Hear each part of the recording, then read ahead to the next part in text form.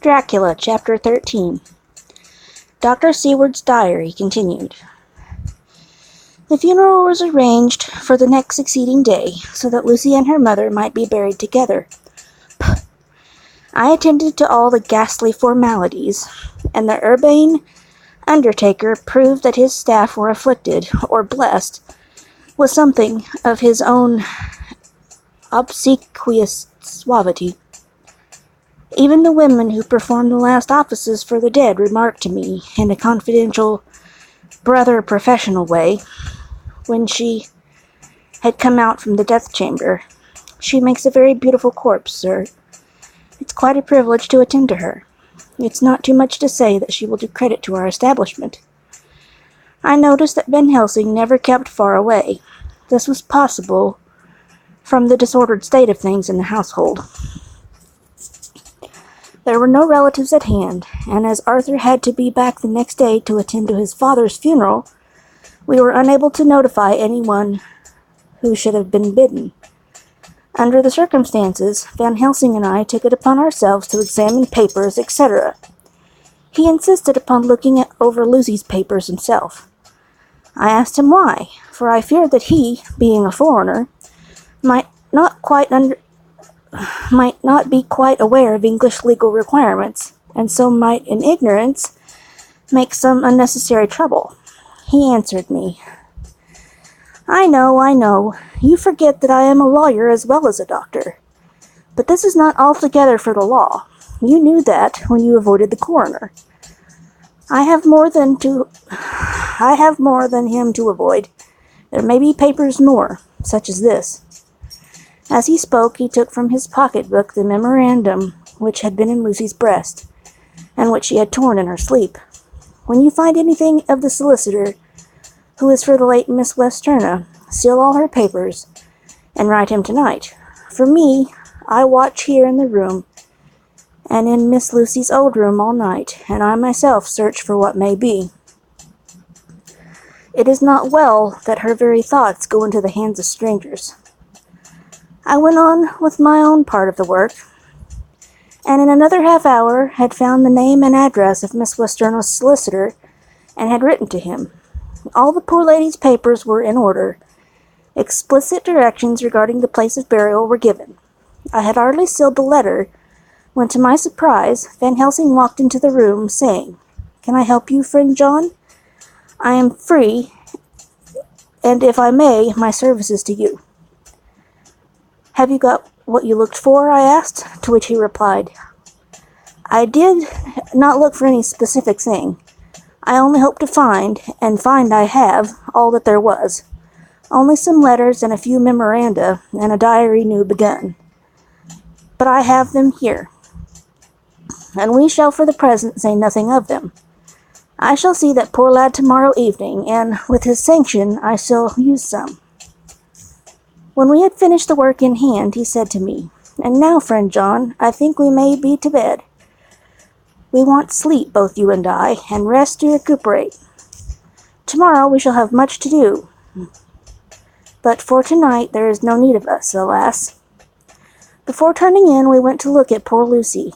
The undertaker had certainly done his work well, for the room was turned into a small chapel ardente. There was a wilderness of beautiful white flowers, and death was made as little repulsive as might be. The end of the winding sheet was laid over the face. When the professor bent over and turned it gently back, we both stared at the beauty before us, the tall wax candles showing a sufficient light to note it well. All Lucy's loveliness had come back to her in death, and the hours that had passed, instead of leaving traces of decay's effacing fingers, had but restored the beauty of life, till positively I could not believe my eyes that I was looking at a corpse. The professor looked sternly grave. He had not loved her as I had, and there was no need for tears in his eyes. He said to me, "Remain till I return," and left the room. He came back with a handful of wild garlic from the box waiting in the hall, but which had not been opened, and placed the flowers amongst the others on and around the bed. Then he took from his neck, inside his collar, a little gold crucifix, and placed it over the mouth. He restored the sheet to its place, and we came away. I was undressing in my own room, when with a premonitory tap at the door, he entered, and at once began to speak. "Tomorrow I want you to bring me, before night, a set of post-mortem knives." "Must we make an autopsy?" I asked. "Yes and no. I want to operate, but not as you think. Let me tell you now, for not a word to another. I want to cut off her head and take out her heart."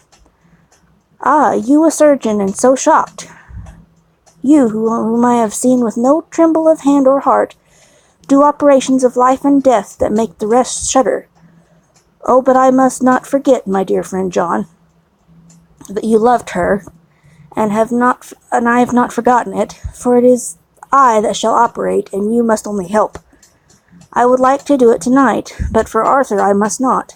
He will be free after his father's funeral tomorrow, and he will want to see her, to see it. Then when she is coffined ready for the next day, you and I shall come when all sleep. We shall unscrew the coffin lid, and shall do our operation, and then replace all, so that none know, save we alone. But why do it at all? The girl is dead. Why mutilate her body without need? And if there is no necessity for a post-mortem and nothing to gain by it, no good to her, to us, to science, to human knowledge, why do it? Without such it is monstrous." For an answer he put his hand on my shoulder, and said with infinite tenderness, "Friend John, I pity you for bleeding heart, and I love you the more because it does so bleed. But if I could, I would take on myself the burden that you do bear. But there are things that you know not, but that you shall know, and bless me for knowing, though they are not pleasant things. John, my child, you have been my friend now many years, and yet did you ever know me to do any without good cause? I may err, I am but a man, but I believe in all I do. Was it not for these causes that you sent me when the great trouble came? Yes. Were you not amazed, nay horrified, when I would not let Arthur kiss his love, though she was dying, and snatched him away by all my strength? Yes. And yet you saw how she thanked me, with her so beautiful dying eyes, her voice, too, so weak, and she kissed my rough old hand and blessed me? Yes. And did you not hear me swear promise to her, that she closed her grateful eyes grateful? Yes. Well, I have good reason now for all I want to do. You have for many years trust me. You have believed me weeks past, when there be things so strange that you might have well doubt. Believe me yet a little, friend John. If you trust me not, then I must tell what I think, and that is not perhaps well, and if I work, as work I shall, no matter trust nor trust, without my friend trust in me, I work with heavy heart, and feel, oh, so lonely, when I want all help and courage that may be." He paused a moment and went on solemnly, "Friend John, there are strange and terrible days before us. Let us not be two, but one, so that we work to a good end. Will you not have faith in me?" I took his hand and promised him. I held my door open as he went away, and watched him go into his room and close the door. As I stood without moving, I saw one of the maids pass silently along the passage. She had her back towards me, so did not see me, and go into the room where Lucy lay. The sight touched me. Devotion is so rare, and we are so grateful to those who show it unmasked to those we love.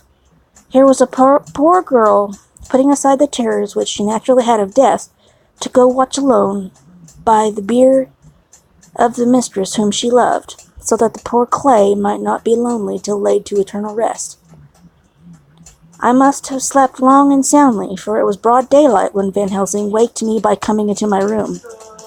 He came over to my bedside and said,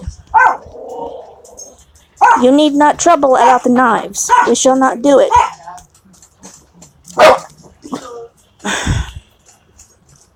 "Why not?" I asked, for his solemnity of the night before had greatly impressed me. "Because," he said sternly, "it is too late, or too early. See," where he held up the little gold crucifix. "This was stolen in the night." "How stolen?" I asked in wonder, "since you have it now." because I get it back from the worthless wretch who stole it, from the woman who robbed the dead and the living. Her punishment will surely come, but not through me. She knew not altogether what she did, and thus unknowing, she only stole. Now we must wait." He went away on the word, leaving me with a new mystery to think of, a new puzzle to grapple with. The forenoon was a dreary time, but at noon the solicitor came, Mr. Marquand of the Holman Sons Marquand and Litterdale. He was very genial and very appreciative of what we had done, and took off our hands all cares as to details.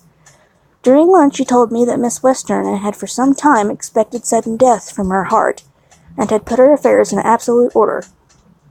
He informed us that, with the exception of a certain entailed property of Lucy's father's, which now, in default of direct issue, went back to a distant branch of the family, the whole estate, real and personal, was left absolutely to Arthur Holmwood.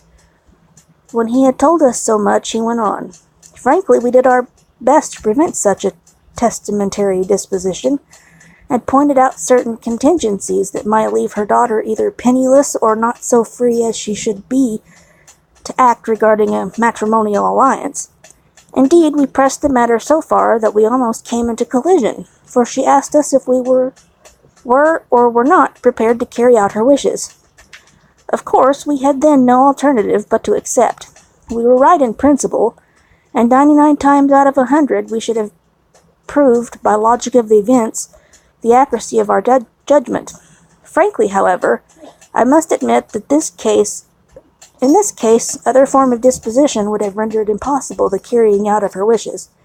For by her predeceasing her daughter, the latter would have come into possession of the property, and even had she only survived her mother by 5 minutes, her property would, in case there were no will, and a will was a practical impossibility in such a case, have been treated at her decease as under intestacy, in which case Lord Godalming, though so dear a friend, would have no claim in the world, and the inheritors, being remote, would not likely to abandon their just rights for sentimental reasons regarding an entire stranger. I assure you, my dear sirs, I am rejoiced at the result, perfectly rejoiced. He was a good fellow, but his rejoicing at the one little part, in which he was officially interested, of so great a tragedy, was an object lesson in the limitations of sympathetic understanding. He did not remain long, but said he would look in later in the day and see Lord Godalming. His coming, however, had been a certain comfort to us, since it assured us that we should not have to dread hostile criticism as to any of our acts. Arthur was expected at 5 o'clock, so a little before that time we visited the death chamber. It was so in very truth, for now both mother and daughter lay in it. The undertaker, true to his craft, had made the best display he could of his goods, and there was a mortuary air about the place that lowered our spirits at once. Van Helsing ordered the former arrangement to be adhered to, explaining that, as Lord Godalming was coming very soon, it would be less harrowing to his feelings to see all that was left of his fiancée quite alone. The undertaker seemed shocked at his own stupidity, and exerted himself to restore things to the condition in which we left them the night before, so that when Arthur came, such shocks to his feelings as we could avoid were saved. Poor fellow, he looked desperately sad and broken. Even his stalwart manhood seemed to have shrunk somewhat under the strain of his much-tried emotions. He had, I knew, been very genuinely and devotedly attached to his father, and to lose him, and at such a time, was a bitter blow to him. With me he was warm as ever, and to Van Helsing he was sweetly courteous, but I could not help seeing that there was some constraint with him. The professor noticed it too, and motioned me to bring him upstairs. I did so, and left him at the door of the room, as I felt he would like to be quite alone with her. But he took my arm and led me in, saying huskily, "You loved her too, old fellow. She told me all about it, and there was no friend had a closer place in her heart than you.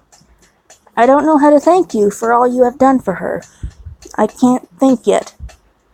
Here he suddenly broke down and threw his arms round my shoulders and laid his head on my breast, crying, "Oh, Jack, Jack, what shall I do? The whole of life seems gone from me all at once, and there is nothing in the wide world for me to live for." I comforted him as well as I could. In such cases men do not need much expression.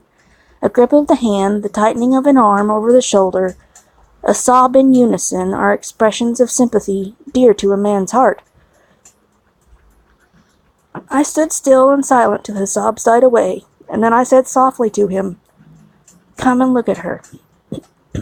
Together we moved over to the bed, and I lifted the lawn from her face. God, how beautiful she was! Every hour seemed to be enhancing her loveliness. It frightened and amazed me somewhat, and as for Arthur, he fell a-trembling, and finally was shaken with doubt as with an ague. At last, after a long pause, he said to me in a faint whisper, "Jack, is she really dead?" I assured him sadly that it was so, and went on to suggest, for I felt that such a horrible doubt should not have life for a moment longer than I could help, that it often happened that after death faces became softened, and even resolved into their youthful beauty, that this was especially so when death had been preceded by any acute or prolonged suffering. It seemed to quite do away with any doubt, and after kneeling beside the couch for a while and looking at her lovingly and long, he turned aside. I told him that must be goodbye, as the coffin had to be prepared. So he went back and took her dead hand in his and kissed it, and bent over and kissed her forehead. He came away fondly, looking back over his shoulder at her as he came. I left him in the drawing room, and told Van Helsing that he had said goodbye, so the latter went to the kitchen to tell the undertaker's men to proceed with the preparations and to screw up the coffin. When he came out of the room again, I told him of Arthur's question, and he replied, "I am not surprised. Just now I doubted for a moment myself." We all dined together, and I could see that poor Art was trying to make the best of things.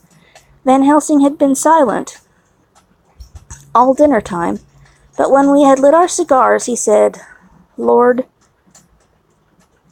But Arthur interrupted him. "No, no, not that, for God's sakes. Not yet, at any rate. Forgive me, sir, I did not mean to speak offensively. It is only because my loss is so recent." The professor answered very sweetly, "I only used that name because I was in doubt. I must not call you Mr., and I have grown to love you. Yes, my dear boy, to love you as Arthur." Arthur held out his hand and took the old man's warmly. "Call me what you will," he said. "I hope I may always have the title of a friend. And let me say that I am at a loss for words to thank you for your goodness to my poor dear." He paused a moment and went on.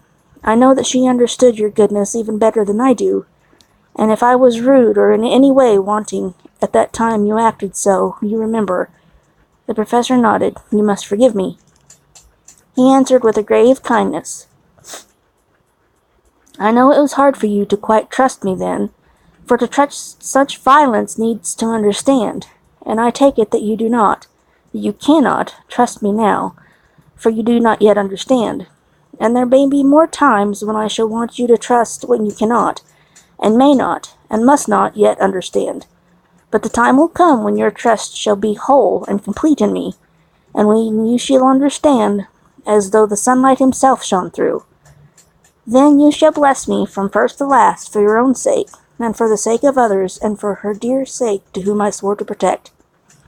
"And indeed, sir," said Arthur warmly, "I shall in all ways trust you. I know and believe you have a very noble heart, and you are Jack's friend, and you were hers. You shall do what you like." The professor cleared his throat a couple of times, as though about to speak, and finally said, "May I ask you something now?" "Certainly." "You know that Miss Westerna left you all her property?" "No, poor dear, I never thought of it." "And as it is all yours, you have a right to deal with it as you will. I want you to give me permission to read all Miss Lucy's papers and letters. Believe me, it is no idle curiosity. I have a motive of which, to be sure, she would have approved. I have them all here.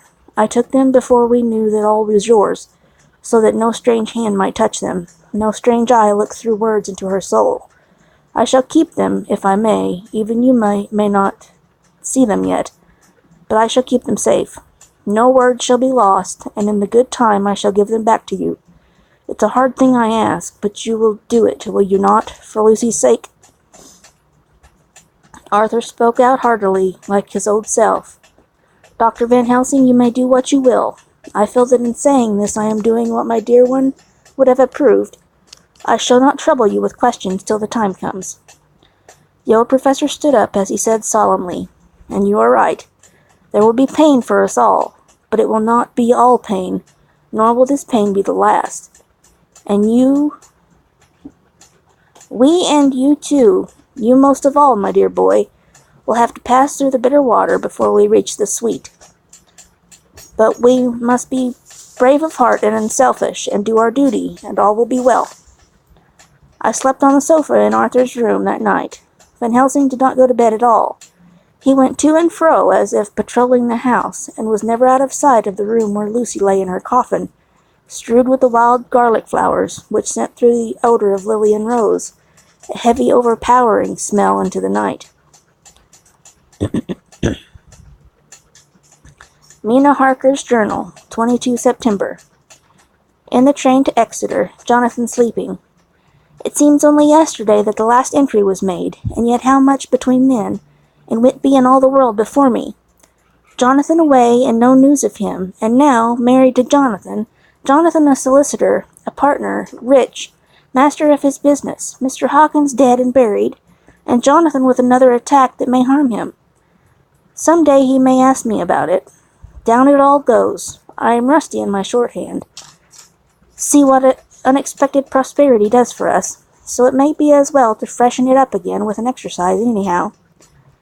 The service was very simple and very solemn. There were only ourselves and the servants there, one or two old friends of his from Exeter, his London agent, and a gentleman representing Sir John Paxton, the president of the Incorporated Law Society. Jonathan and I stood hand in hand, and we felt that our best and dearest friend was gone from us. We came back to town quietly, taking a bus to Hyde Park Corner. Jonathan thought it interested me to go into the Row for a while, so we sat down.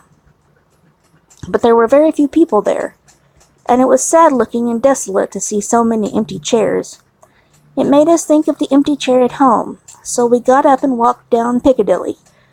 Jonathan was holding me by the arm, the way he used to in old days before I went to school. I felt it very improper, for you can't go on for some years teaching etiquette and decorum to other girls without the pedantry of it biting into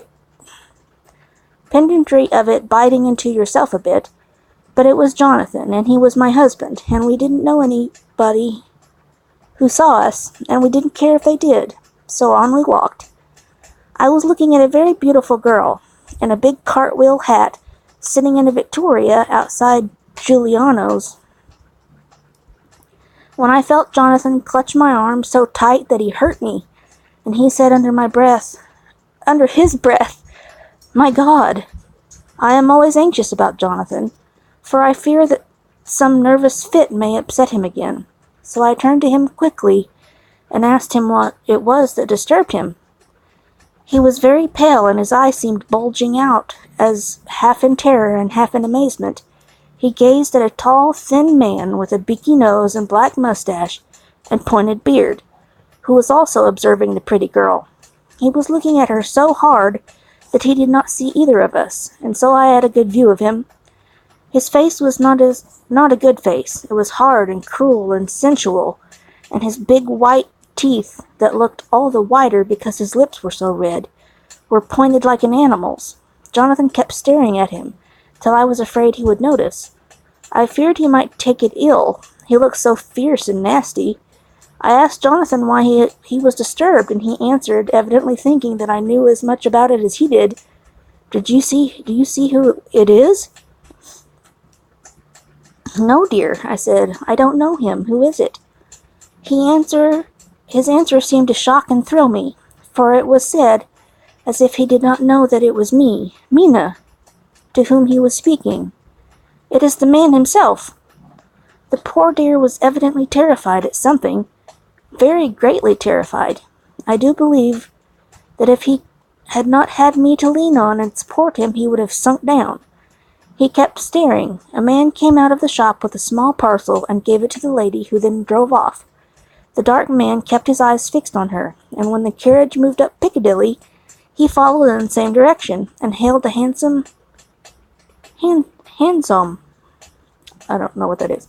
Jonathan, keeping look after him, and said, as if to himself, I believe it is the Count, but he has grown young. My God, if this be so, oh my God, my God!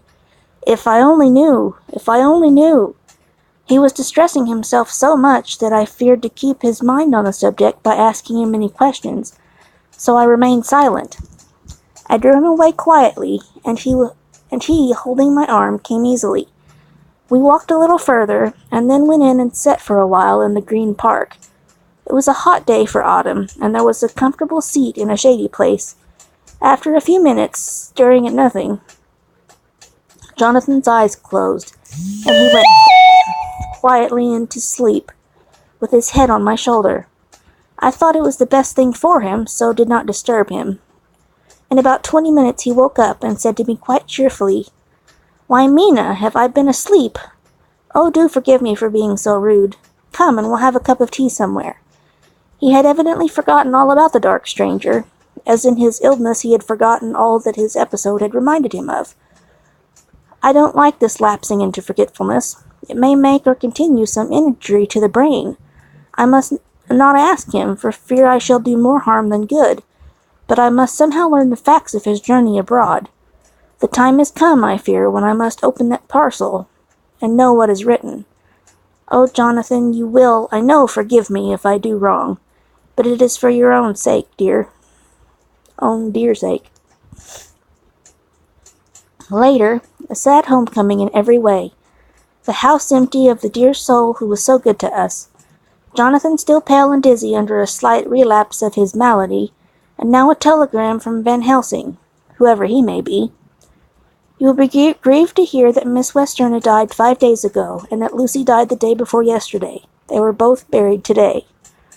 Oh, what a wealth of sorrow in a few words! Poor Miss Westerna, poor Lucy, gone, gone, never to return to us, and poor, poor Arthur, to have lost such sweetness out of his life. God help us all to bear our troubles. Dr. Seward's Diary, 22 September. It is all over. Arthur has gone back to Ring, and has taken Quincy Morris with him. What a fine fellow is Quincy! I believe in my heart of hearts that he suffered as much about Lucy's death as any of us, but he bore himself through it like a moral Viking. If America can go on breeding men like that, she will be a power in the world indeed. Van Helsing is lying down, having a rest preparatory to his journey. He goes over to Amsterdam tonight, but says he returns tomorrow night, that he only wants to make some arrangements which can only be made personally. He is to stop with me then, if he can. He says he has work to do in London, which may take him some time. Poor old fellow! I fear that the strain of the past week has broken down even his iron strength. All the time of the burial he was, I could see, putting some terrible restraint on himself. When it was all over we were standing beside Arthur, who, poor fellow, was speaking of his part in the operation, where his blood had been transfused into Lucy's veins. I could see Van Helsing's face grow white and purple by turns. Arthur was saying that he felt since then as if they two had been really married, and that she was his wife in the sight of God. None of us said a word of the other operations, and none of us ever shall. Arthur and Quincy went away together to the station, and Van Helsing and I came on here. The moment we were alone in the carriage, he gave way to a regular fit of hysterics. He has denied to me since that it was hysterics, and insisted that it was only his sense of humor asserting itself under very terrible conditions. He laughed till he cried, and I had to draw down the blinds lest anyone should see us and misjudge. And then he cried till he laughed again, and laughed and cried, together, just as women do. I tried to be stern with him, as one is to a woman under the circumstances, but it had no effect. Men and women are so different in manifestations of nervous strength or weakness. Then when his face grew grave and stern again, I asked him why his mirth, and why at such a time, His reply was in a way characteristic of him, for it was logical and forceful and mysterious. He said, "Ah, you don't comprehend, friend John. Do not take that I am not sad, though I laugh. See, I have cried even when the laugh did choke me. But no more think that I am all sorry when I cry, for the laugh he come just the same. Keep it always with you, that laughter, who knock at your door and say, 'May I come in?' It is not the true laughter. No, he is a king, and he come when and how he like. He asks no person. He choose no time of suitability. He say, 'I am here.' Behold an example. I grieve my heart out for that so sweet young girl. I give my blood for her, though I am old and worn. I give my time, my skill, my sleep. I let my other sufferers want, so that she may have all. And yet I can laugh at her very grave. Laugh when the clay from the spade of the sexton drop upon her coffin, and say, thud, thud, to my heart, till it send back the blood from my cheek. My heart bleed for that poor boy, that dear boy, so of the age of mine own boy, had I been so blessed that he live, and with his hair and eyes the same. There, you know now why I love him so. And yet when he say things that touched my husband heart to the quick, and make my father heart yearn to him as to no other man, not even to you, friend John, for we are more level in experiences than father and son. Yet even at such moment, King laugh, he come to me and shout and bellow in my ear, 'Here I am, here I am,' till the blood come dance back and bring some of the sunshine that he carry with him to my cheek. Oh, friend John, it is a strange world, a sad world, a world full of miseries and woes and troubles, and yet when King Laugh come, he make them all dance to the tune he play, bleeding hearts and dry bones of the churchyard, and tears that burn as they fall, all dance together to the music that he make with that smileless mouth of him. And believe me, friend John, that he is good to come, and kind. Ah, we men and women are like ropes drawn tight with string that pull us different ways. Then tears come, and like the rain on the ropes, they brace us up, until perhaps the strain become not too great, and we break. But King Laugh, he come like the sunshine, and he ease off the strain again, and we bear to go on with our labor, what it may be. I did not like to wound him by pretending not to see his idea, but as I did not yet understand the cause of his laughter, I asked him. As he answered me, his face grew stern, and he said in quite a different tone, "Oh, it was the grim irony of it all. This so lovely lady, garlanded with flowers, that looked so fair as life, till one by one we wondered if she were truly dead. She lay in that so fine marble house in that lonely churchyard, where rest so many of her kin, laid there with the mother who loved her, and whom she loved, and that sacred bell going toll, toll, toll, so sad and slow, and those holy men with the white garments of the angel, pretending to read books, and yet all their eyes never on the page, and all of us with bowed head, and all for what? She is dead. So, is it not?" "Well, for the life of me, Professor," I said, "I can't see anything to laugh at all." "Why, your explanation makes it a harder puzzle than before. But even if the burial service was comic, what about poor Art and his trouble? Why, his heart was simply breaking." "Just so. Said he not that transfusion of his blood to her veins had made her truly his bride?" "Yes, and it was a sweet and comforting idea for him." "Quite so. But there was a difficulty, friend John. If that's so, then what about the others? Ho ho! Then this so sweet maid is polyandrist, and me, with my poor wife dead to me, but alive by church's law, though no wits, all gone. Even I, who am faithful husband to this now no wife, am bigamist." "I don't see where the joke comes in there, either," I said, and I do not feel particularly pleased with him for saying such things. He laid his hand on my arm and said, "Friend John, forgive me if I pain. I showed not my feelings to others when it would wound, but only to you, my old friend whom I can trust. If you could have looked into my very heart, then when I want to laugh, It could not have done so when the laugh arrived. If you could do so now, when King Laugh have pack up his crown and all that is to him, for he go far, far away from me, and for a long, long time, maybe you would perhaps pity me the most of all. I was touched by the tenderness of his tone and asked why. Because I know. And there we are, all scattered, and for many a long day loneliness will sit over our roofs with brooding wings. Lucy lies in the tomb of her kin, a lordly death house in a lonely churchyard, away from teeming London, where the air is fresh and the sun rises over Hampstead Hill, and where wild flowers grow of their own accord.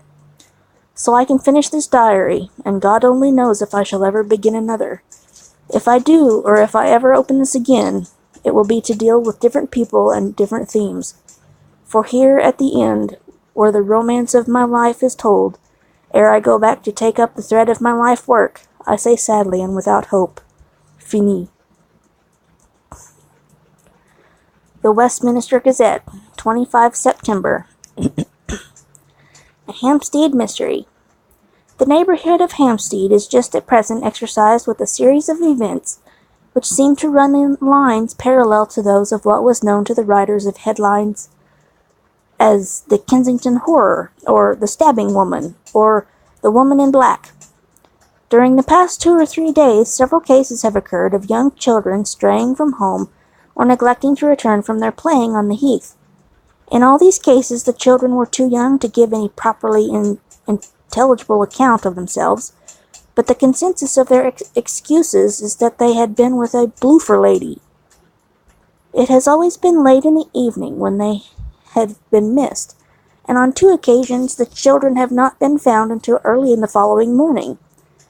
It is generally supposed in the neighborhood that, as the first child missed gave us his reason for being away, that bloofer lady had asked him to come for a walk. The others had picked up the phrase and used it as occasion served. This is the more natural of the favorite game of the little ones at present, is luring each other away by wiles. A correspondent writes us that to see some of the tiny tots pretending to be the bloofer lady is supremely funny. Some of our caricaturists might, he says, take a lesson in the irony of grotesque by comparing the reality and the picture. It is only in accordance with general principles of human nature that the bloofer lady should be the popular role at these alfresco performances. Our correspondent naively says that even Ellen Terry could not be so winningly attractive as some of these grubby-faced little children pretend, and even imagine themselves to be. There is, however, possibly a serious side to the question, for some of the children, indeed all who have been missed at night, have been slightly torn or wounded in the throat. The wounds seem such as might be made by a rat or a small dog, and although of not much importance individually, would tend to show that whatever animal inflicts them has a system or method of its own. The police of the division had been instructed to keep a sharp lookout for straying children, especially when very young, in and around Hampstead Heath, and for any stray dog which may be about. The Westminster Gazette, 25th September. Extra special, the Hampstead Horror, another child injured, the bloofer lady. We have just received intelligence that another child, missed last night, was only discovered late in the morning under a furze bush at the Shooter's Hill side of Hampstead Heath, which is, perhaps, less frequented than the other parts. It had the same tiny wound in its throat as had been noticed in other cases.